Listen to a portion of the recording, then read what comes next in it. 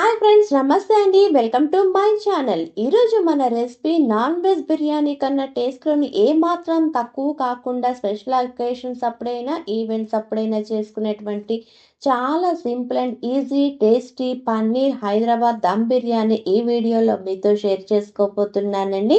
ఇంకెందుకండి ఆలస్యం, వీడియోలోకి వెళ్ళి ఆ ప్రాసెస్ ఏంటో చూసేద్దామా. మరి ఒక బౌల్ తీసుకొని దీనిలోకి 1.5 కప్ బాస్మతి బియ్యాన్ని తీసుకుంటున్నానండి. ఇది మంచినీళ్ళతో శుభ్రంగా 2 సార్లు కడుక్కొని ఇది మునిగి అంతవరకు నీళ్లు పోసుకొని ఈ బియ్యాన్ని 1 గంట నానబెట్టుకోవాలన్నమాట. తర్వాత వేరొక బౌల్ తీసుకొని నేను దీనిలోకి అయితే 300 గ్రామ్స్ పన్నీర్ని ఈ సైజు ముక్కలుగా కట్ చేసుకున్నానండి. ఫైన్ గా చాప్ చేసినటువంటి 2 టేబుల్ స్పూన్ పుదీనా, ఫైన్ గా చాప్ చేసినటువంటి 2 టేబుల్ స్పూన్ కొత్తిమీర,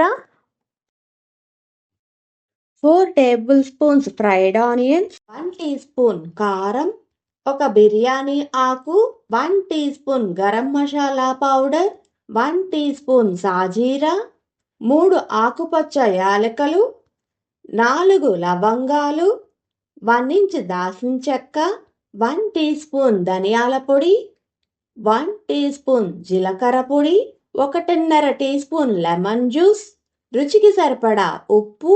ఇలా తీసుకున్న స్పైసెస్ అన్ని బాగా కలిసేటట్టు కలుపుకోవాలండి. ఇలా కలుపుకున్న తర్వాత దీనిలోకి 250 గ్రామ్స్ పెరుగును కొంచెం కొంచెం యాడ్ చేసుకుంటూ అన్నీ బాగా కలిసేటట్టు కలుపుకోవాలన్నమాట.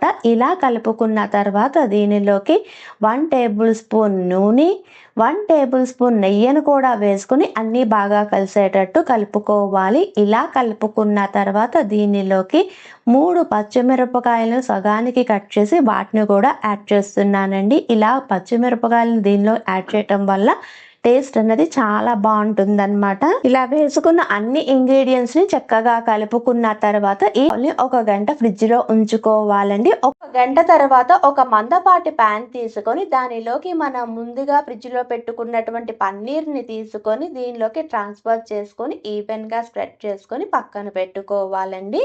తర్వాత పొయ్య వెలిగించి నేనైతే ఇక్కడ బౌల్లోకి 2.5 లీటర్ వాటర్ని తీసుకుంటున్నాను. దీనిలోకి 1 టేబుల్ స్పూన్ అల్లం వెల్లుల్లి పేస్ట్, 2 పచ్చిమిరపకాయలు, 1 టీ స్పూన్ సాజీరా, 1 ఇంచ్ దాల్చిన చెక్క, 3 లవంగాలు, 2 బిర్యానీ ఆకులు, జాపత్రి 1, 6 ఆకుపచ్చ యాలకులు, రుచికి సరిపడా ఉప్పు, 1 టీ స్పూన్ నల్ల మిరియాల పొడి, 1 టేబుల్ స్పూన్ ఎండిన గులాబీ రెక్కలు. ఇది పూర్తిగా ఆప్షనల్ అండి, కానీ వేస్తే మాత్రం బిర్యానీ చాలా బాగుంటుందన్నమాట. 2 నల్ల పెద్ద యాలకులు. ఇలా వేసుకున్న స్పైసెస్ అన్ని వాటర్ లో బాగా మరగనివ్వాలండి. ఇక్కడ ఫ్లేమ్ మాత్రం మీడియం టు హై ఫ్లేమ్ లో మధ్యలోనే పెట్టుకుని ఈ స్పైసెస్ అన్ని చక్కగా మరగనివ్వాలన్నమాట. మరిగిన తర్వాత మనం ముందుగా గంట సేపు నానబెట్టుకున్నటువంటి బాసుమతి బియ్యాన్ని కూడా వేసుకొని ఒక్కసారి బాగా కలుపుకొని ఈ బియ్యాన్ని 65% బాయిల్ అయ్యే అంతవరకు ఉడికించుకోవాలండి. ఇలా ఉడికిన తర్వాత దీనిలోకి 1 టీ స్పూన్ నిమ్మరసాన్ని కూడా వేసుకొని ఒక్కసారి బాగా కలుపుకోవాలండి. ఇలా నిమ్మరసం వేయటం వల్ల బియ్యం అన్నది కుక్ అయిన తర్వాత చాలా వైట్గా వస్తుంది. చూడటానికి మనకి బిర్యానీ అన్నది చాలా బాగుంటుందన్నమాట. 35% బాయిల్ అయిన రైస్ని కొంచెం కొంచెం తీసుకుంటూ మన పన్నీర్ మీద ఒక లేయర్గా వేసుకోవాలండి.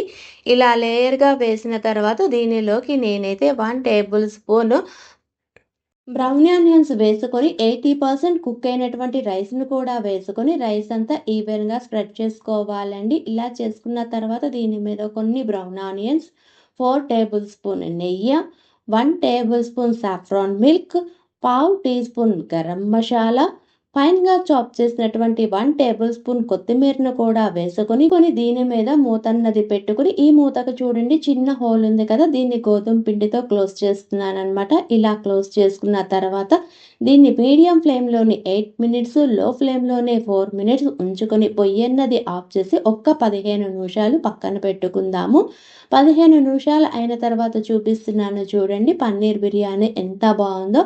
అంతేనండి, నాన్ వెజ్ బిర్యానీకి టేస్ట్లో ఏమాత్రం తక్కువ కాకుండాను చాలా టేస్టీగా ఉండేటువంటి హైదరాబాద్ దమ్ బిర్యానీ రెడీ.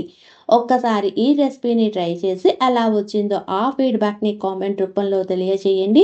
మీకు కానీ ఈ వీడియో నచ్చితే please like, share and subscribe. Thanks for watching.